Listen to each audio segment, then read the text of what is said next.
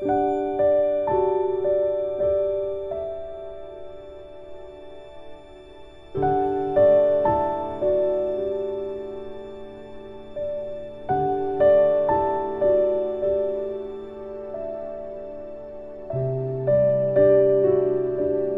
Evening everyone, welcome back to my channel. अभी बज रहा है 4:25 हो रहे हैं।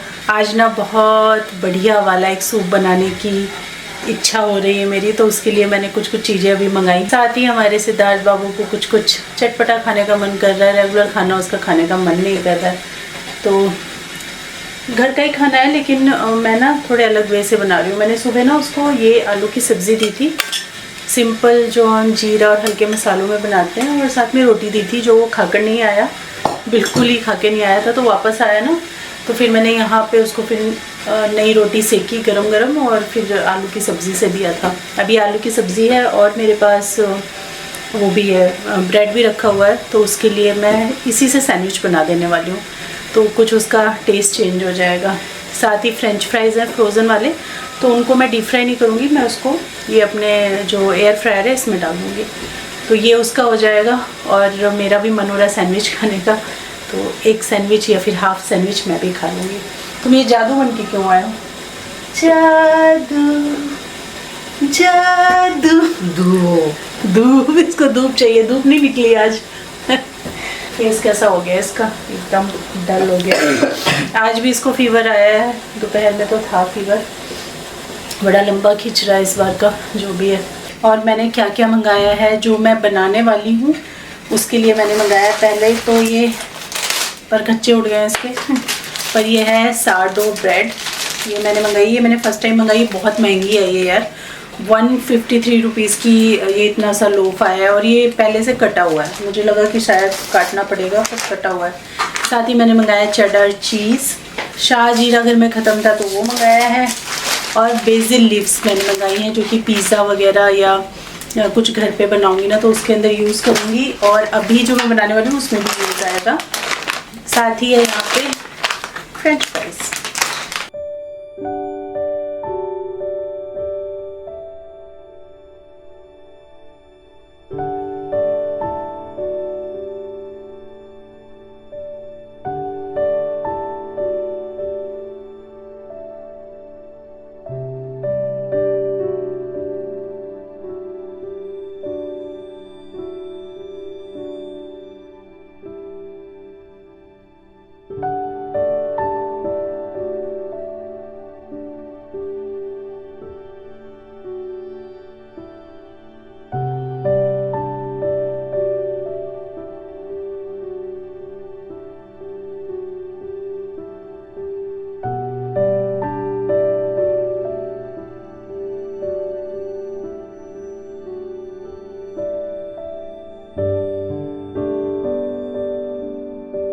सिद्ध को ये मैंने स्नैक्स दिए, मैंने जो अपने लिए छोटा सा सैंडविच बनाया था वो खाया मैंने, और उसके बाद फिर किचन में जो भी धुले बर्तन वगैरह थे उनको जगह पे रख दिया है, और बस स्लैब को साफ़ करके अब मैं आगे की तैयारी स्टार्ट करूँगी।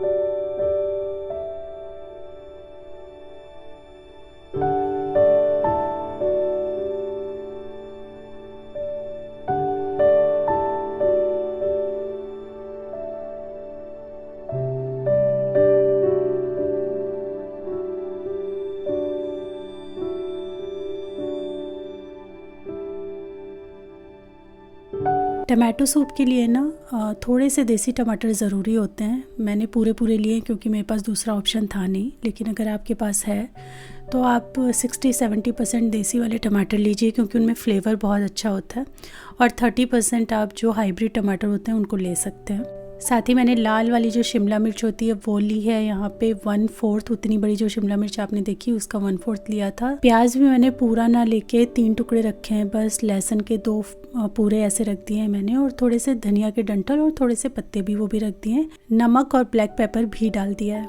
तो आज मैं ना एक्चुअली रोस्टेड टमाटो सूप बनाने जा रही हूँ। ऐसे हम बॉईल करके बना लेते हैं या पीस करके भी अलग अलग तरीके से बनता है, मेनली बॉईल करके ही बनता है, उसका टेस्ट अलग होता है। लेकिन काफ़ी दिनों से मैं ट्राई करना चाह रही थी कि रोस्ट करके कैसा बनता है टमाटो सूप। तो उसी के लिए मैंने यहाँ पे सारा प्रेप किया है। टमाटर है, प्याज है, लहसुन है, हरा धनिया है और ये वाले जो रेड वाले पेपर होते हैं ये है। इसके ऊपर सॉल्ट एंड पेपर मैंने डाला है। अभी थोड़ा सा ना ऑलिव ऑयल भी मैं डालूंगी और इसको ओवन में डाल दूंगी। आई थिंक 12 मिनट 13 मिनट में ये हो जाना चाहिए। बाकी देखती हूँ, क्योंकि ऐसे मैं फ़र्स्ट टाइम कर रही हूँ तो मुझे अंदाज़ा नहीं है, अभी लगा के ही देखना पड़ेगा कितना टाइम लगता है। और एक बार ये सारी चीज़ें रोस्ट हो जाएं फिर मैं इनको ब्लेंड करूँगी अपने इस न्यू अगारो के रीगल पर्सनल ब्लेंडर में। जब से ये आया है ना तब से मैं इसको बहुत यूज़ कर रही हूँ, मतलब एवरीडे यूज़ हो रहा है ये, क्योंकि बहुत ही हैंडी है, एकदम कॉम्पैक्ट सा है, स्लैब पे ही रखा रहता है, जब मन करे आप फटाफट यूज़ कर लो। तो बहुत अच्छा लग रहा है ये मुझे। इसके बारे में थोड़ी चीज़ें बता देती हूँ आपको। किचन के लिए ना ये बहुत ही यूज़फुल डिवाइस है जिसमें आप एफर्टलेसली ब्लेंड कर सकते हो, चॉप कर सकते हो, ग्राइंड कर सकते हो, प्यूरे कर सकते हो। Smoothies, juices, milkshake, cold coffee, masala, जो भी इंडियन मसाले बनते हैं, किसी भी तरीके की चटनी, ये सब बना सकते हो। ये 400 वाट में आता है और इसकी जो मोटर है वो 100% कॉपर की है। इसमें आपको मल्टीपल लिड्स मिलती हैं और ब्लेड्स भी 2 तरह की मिलती हैं। एक ब्लेड जो आती है वो 2 लीफ ब्लेड होती है जो कि ग्राइंडिंग के लिए परफेक्ट है, और दूसरी ब्लेड 4 लीफ ब्लेड है जो आप ब्लेंडिंग वगैरह के लिए यूज़ कर सकते हैं। और ये सारी स्टेनलेस स्टील की ब्लेड्स हैं। इनके जो जार्स हैं वो BPA फ्री हैं और 3 कैपेसिटी में आते हैं। इसमें आपको थर्मल ओवरलोड प्रोटेक्टर भी मिलता है जो कि प्रिवेंट करता है मोटर को बर्निंग से, जब भी हम कभी ओवर यूज़ करते हैं, एक्सेस यूज़ करते हैं, तो उस प्रोटेक्शन के साथ भी आपको मिलता है। इसके साथ आपको ये 3 जार्स मिलते हैं जो डिफरेंट कैपेसिटी में है। ये वाला 700 ml की कैपेसिटी में है, ये वाला 500 ml की कैपेसिटी में है और ये वाला जो है 300 ml की कैपेसिटी में है। तो चाहे कोई छोटी सी चीज़ है या थोड़ी सी ज़्यादा क्वांटिटी में चीज़ है, सारी चीज़ें अच्छे से ग्राइंड हो जाती हैं, ब्लेंड हो जाती हैं। तो ये एक परफेक्ट सोल्यूशन है। ग्राइंडिंग, ब्लेंडिंग, जूसिंग या चॉपिंग वगैरह भी आप करना चाहते हैं तो रफली आप थोड़ा सा चलाएंगे तो चीज़ें बहुत अच्छे से चॉप भी हो जाती हैं। जो ब्लेड्स है ना उनको छोड़ के 3 तरह की लिड आपको मिलती है।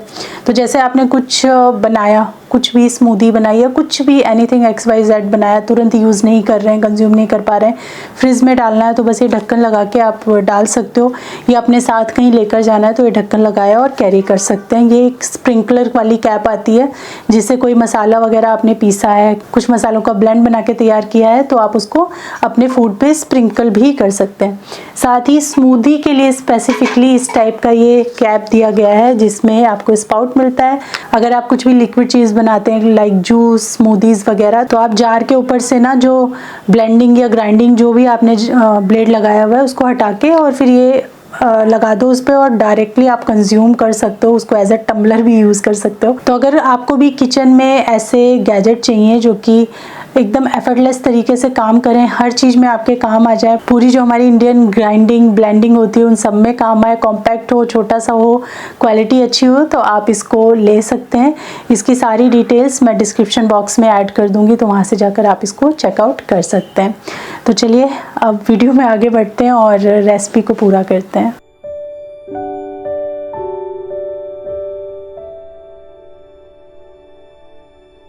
आपको यहाँ पे ना इन सारी चीज़ों को ठंडा करने के लिए छोड़ देना है। साथ ही मैंने इसके ऊपर थोड़ा सा ये बेसल लीफ भी डाल दिया है। इसकी गर्माहट से थोड़ा सा सॉफ्ट हो जाएंगी। जब ये ठंडा हो जाएगा तो सब कुछ आपको ब्लेंडर के अंदर डालना है और अच्छे से आपको मिक्स कर देना है।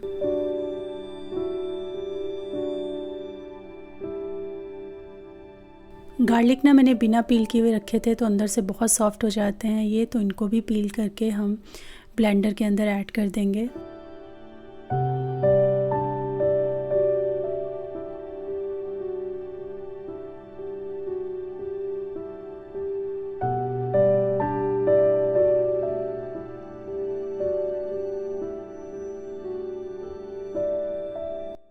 देखिए सब कुछ कितना स्मूथली यहाँ पे ब्लेंड हो चुका है। तो एक कढ़ाई के अंदर आपको ये अपना जो मिश्रण है ये डालना है। अब मैं यहाँ पे ना किसी भी तरीके का ऑयल यूज़ नहीं कर रही हूँ, बस थोड़ा सा बटर डालूँगी, क्योंकि मैंने आपको कहा ही था कि अवन में डालने से पहले मैं इसमें 1 चम्मच ऑलिव ऑयल डालूँगी। तो उस टाइम मैंने 1 टेबलस्पून के तकरीबन जो है ऑलिव ऑयल उसमें डाल दिया था। तो बाद में मैंने ऊपर से ये थोड़ा सा बटर इसके अंदर ऐड कर दिया है, तो इससे बड़ा स्मूथ एंड क्रीमी सा फ्लेवर ऐड हो जाता है।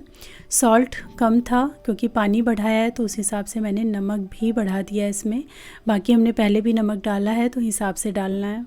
मैं अपने छोटे वाले कैपेसिटी का जो ब्लेंडर है उसके अंदर थोड़ी सी मलाई लूँगी, 2 चम्मच के तकरीबन मलाई जो फ्रेश दूध से निकली हुई है वही मैंने ली है, और 1-2 चम्मच मैंने इसके अंदर दूध भी ऐड कर दिया है। इसको मिला के मैं ब्लेंड कर लूँगी, क्योंकि हम सूप में क्रीम यूज़ करते हैं ना टमाटो सूप में, तो उसके लिए आप चाहे तो जो बाहर का क्रीम आता है वो भी यूज़ कर सकते हो, या इस तरीके से जैसे मैं कर रही हूँ ऐसे भी कर सकते हैं। जस्ट हल्का सा मैंने इसको ब्लेंड किया और ये हमारी घर पे बनी हुई एकदम स्मूथ सी फ्रेश क्रीम बन के तैयार है। और इसे बस आप थोड़ा सा सूप में डालेंगे और थोड़ा सा ये गार्निशिंग के काम आएगा। थोड़ा सा ऐसे साबुत हम बेसिल के पत्ते भी इसमें ऐड कर देंगे और इसके साथ अच्छी तरीके से ये उबल जाएगा। ऐसे क्लासिक टमाटो सूप के साथ में क्रूटॉन्स या फिर ब्रेड स्टिक या फिर गार्लिक ब्रेड स्टिक वो सब बहुत अच्छी लगती हैं। तो मैं क्रूटॉन्स या स्टिक्स ना बना के ना सैंडविच बना रही हूँ, बिकॉज़ ये हम डिनर में ले रहे हैं तो थोड़ा सा पेट भी भर जाना चाहिए। तो उसके हिसाब से मैं यहाँ पे वो जो चीज़ी टोस्ट इसके साथ खाया जाता है या चीज़ी सैंडविच आप बोल लीजिए वो बना रही हूँ। तो सबसे पहले तो मैंने यहाँ पे सारडो ब्रेड लिया है, जिसको थोड़ा सा बटर हम इसके ऊपर डाल देंगे अच्छी तरीके से, और उसके बाद ये है चेडार चीज़। इसके स्लाइसेस मैंने मंगवाए थे जो कि बड़े इजी होते हैं सैंडविच वगैरह के अंदर रखने के लिए। तो ये अच्छी तरीके से ना ऐसे पार्चमेंट पेपर में होकर आते हैं, तो बड़ा इजी था इसको यूज़ करना। पहले मैंने इसका ब्लॉक भी मंगाया हुआ है, बट उसको फिर कद्दूकस करो, ये करो वो करो, तो इस बार मैंने स्लाइस मंगवाया था। तो यहाँ पे मैंने डाल दिया है, इसके ऊपर थोड़ा सा वही चिली फ्लेक्स ऑरिगानो डालेंगे और इसको हम सैंडविच कर देंगे।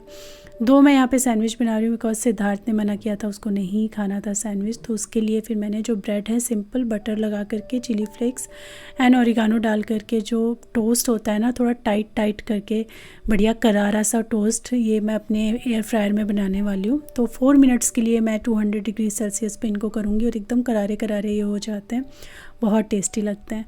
तो ये दोनों तरह के हमारे सूप के साथ खाने का जो ब्रेड है ये तैयार हो गए हैं।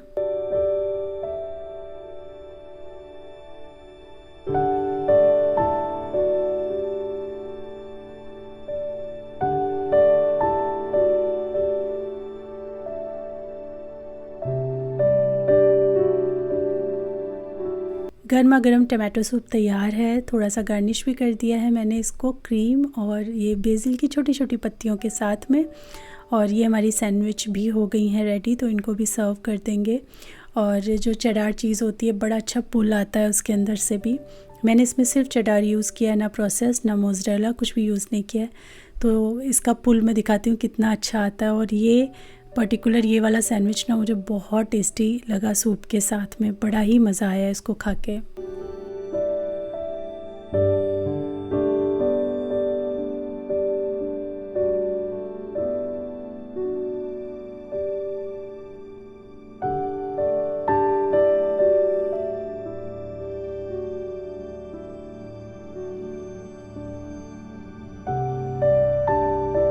और सिद्ध की तबीयत अब तो पूरा वीक हो गया है, गड़बड़ी ही चल रही थी।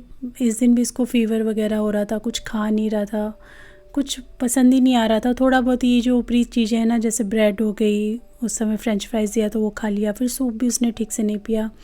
जो मैंने उसके लिए ब्रेड बनाया था अभी टोस्ट वाला, वो भी उसने एक ही खाया बस। थोड़ा बहुत करके खिला रही हूँ क्योंकि मेडिसिन्स भी चल रही हैं ना। और इसके बाद ये हो गया नेक्स्ट टू नेक्स्ट डे, मतलब जो आपने अभी तक क्लिप देखी वो थी फ्राइडे की।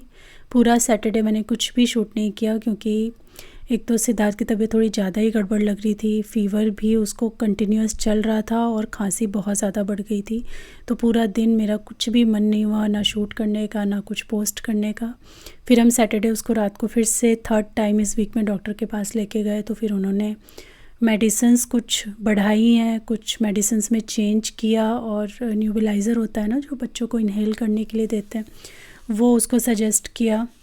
तो सैटरडे तो फुल मेरा ऐसे ही चला गया, क्योंकि अब इतने ही दिन से उसकी तबीयत ठीक नहीं चल रही है ना, तो बड़ा वीक भी हो गया है। एक तो आपको तबीयत ख़राब भी वीक करती है, दूसरा अगर एंटीबायोटिक्स चल जाएँ तो वो भी बहुत वीक करते हैं। और फिर सैटरडे से तो और एंटीबायोटिक्स बढ़ाया डॉक्टर ने, डिफरेंट एक एंटीबायोटिक्स पे डाला है उसके साथ ही, क्योंकि उसका कोर्स पूरा नहीं हुआ था, तो कोर्स तो पूरा करना ही पड़ता है। तो इस वजह से ना थोड़ा वीकनेस उसको बहुत ज़्यादा हो रही है, खांसी भी काफ़ी आ रही थी, थोड़ा परेशान था वो।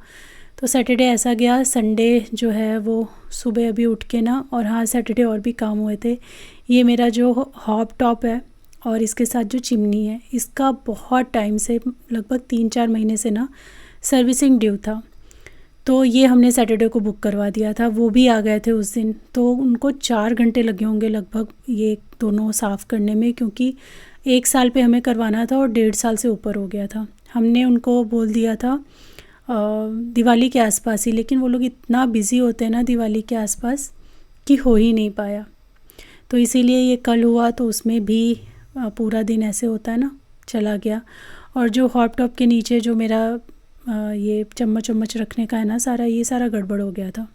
तो इसको मैंने ठीक ठाक किया, धो के वो किया, क्योंकि सारे क्रम्स वगैरह जो हैं उस पर आ गए थे, वो सारा किया। जो भी कल नहीं कर पाई थी थोड़ा बहुत वो काम किचन समेटा। सिद्धार्थ को टाइम पे हर एक से एक सवा एक घंटे पे ना उसको न्यूबलाइज़र देना पड़ रहा है, तो वो भी किया। बस थोड़ा इधर थोड़ा उधर जो है वो चीज़ों को मैनेज करने की कोशिश कर रही हूँ। और शुक्र है छुट्टी है हस्बैंड की आज, तो एक सपोर्ट मिल जाता है। जैसे बच्चे की तबीयत ख़राब होती है ना, तो फिर एक रहता है कि हस्बैंड अगर घर पे रहते हैं तो एक सपोर्ट सा लगता है, सही लगता है। तो मेरे को तो ऐसा फ़ील हमेशा आता है, जब से सिद्धार्थ छोटा भी था, कभी भी तबीयत ख़राब होती थी ना, तो मुझे लगता था बस ये रहेंगे घर पे, साथ में रहेंगे, तो मतलब एक हिम्मत सी मिलती है। अदरवाइज़ मैं बड़ी परेशान हो जाया करती थी। और जब छोटे बच्चे होते हैं तब उनकी तबीयत ख़राब होती है, तब जानते हैं आप कितनी बुरी हालत होती है जब वो बिल्कुल छोटे छोटे होते हैं। तो बस अभी मैं बना रही हूँ सिद्धार्थ के लिए पोहा, ब्रेकफास्ट में उसने बोला है। हर चीज़ में गाना गाना ज़रूरी है, एक वर्ड बोल दो और फिर गाना शुरू हो जाता है। इतना स्टॉक है मेरे पास भाई, I have plenty of stock। ज़रा मटर निकालना तो ज़रा शुरू हो गया। You say what and there will be song for you। Siddharth भी बोलता है पापा से कुछ भी बोलो गाना गाने लगते हैं। कहती है ये तेरी पायल, तूने किया मुझे घायल घायल। मिर्ची निकालना जरा नीचे से। उफ उफ मिर्ची।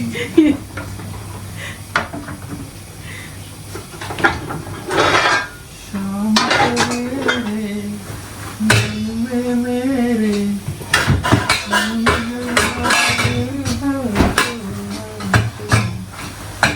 आपको पता है वीडियो चल रही है, डाल दूँ आपके गाने में? जो जिसने गाया उससे ज़्यादा अच्छा गा दिया मैंने।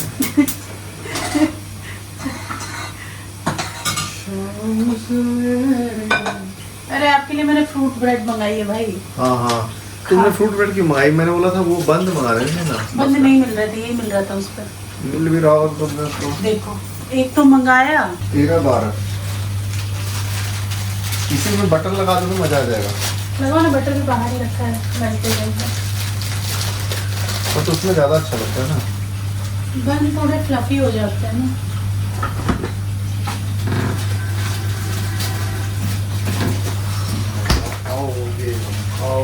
टोस्ट करना है, बटर लगा के वो तो और अच्छा लगेगा। कर दो? नहीं यार वो तो उसमें टाइट हो जाता है। साथ ही यहाँ पे थोड़ी बहुत लंच की भी मैं तैयारी कर रही हूँ। मैंने सिद्धार्थ से पूछा कि क्या खाना है उसको, तो दाल सब्जी ये सब तो उसका कुछ खाने का मन ही नहीं था। मैं ऑप्शन बताती जा रही थी ये तो जब मैंने शाही पनीर और राइस का नाम लिया ना, तो फिर उसने बोला हाँ मम्मा ये बना दो। तो सुबह भी मैंने पोहा उसी की पसंद से बनाया था। हालांकि ये जो पनीर मैंने फाड़ा था ये पनीर पराठे के लिए फाड़ा था, लेकिन उसने बोला नहीं मैं बिल्कुल नहीं खाऊंगा पनीर पराठा। तो फिर मैंने सोचा चलो शाही पनीर इससे बन जाएगा। और अभी ब्रेकफास्ट के लिए उसने बोला पोहा, तो फिर मैंने उसके लिए मटर और आलू डाल करके पोहा बना दिया था।